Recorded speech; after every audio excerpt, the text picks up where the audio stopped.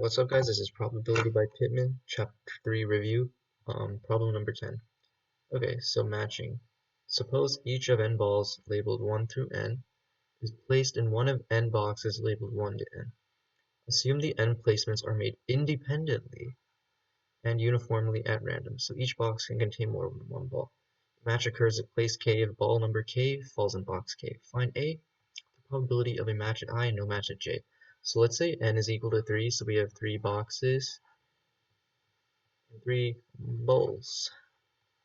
Oh yeah. Okay, 1, 2, 3.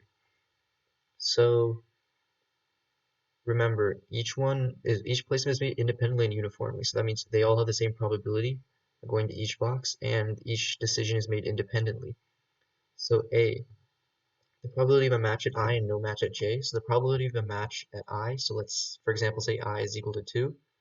So then the probability of 2 going into box 2 is 1 over 2, which is equal to 1 over n.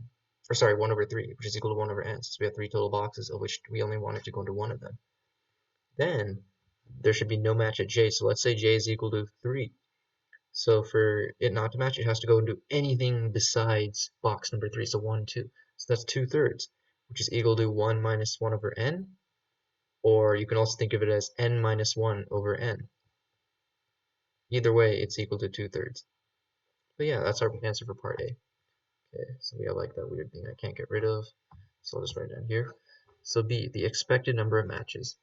Okay, so this is a little more complicated. So we'll define x as a random variable with indicator variables from I1 all the way up to In, where Ij is whether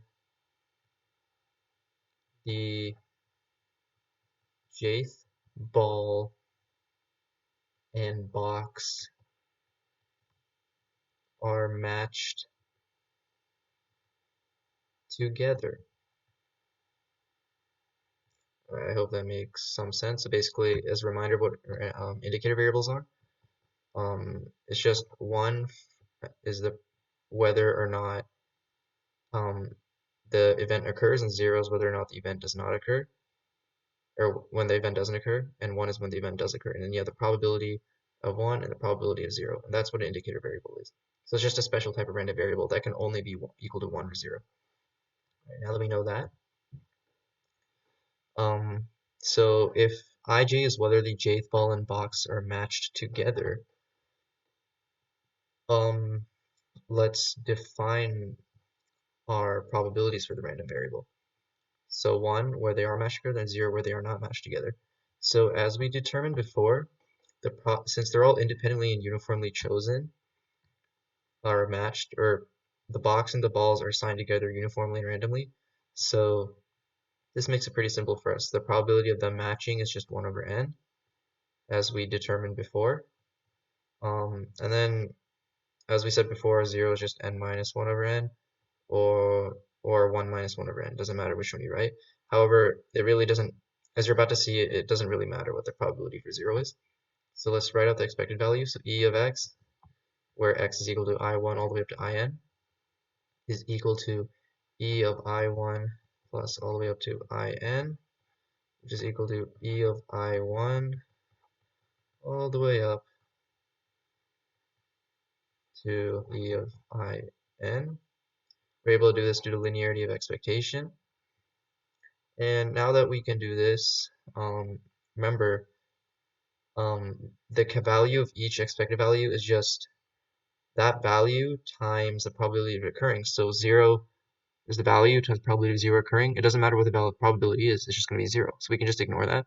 Then we add that to that 0, 1, which is the value, and times the value of it times the probability of it occurring, which is 1 over n.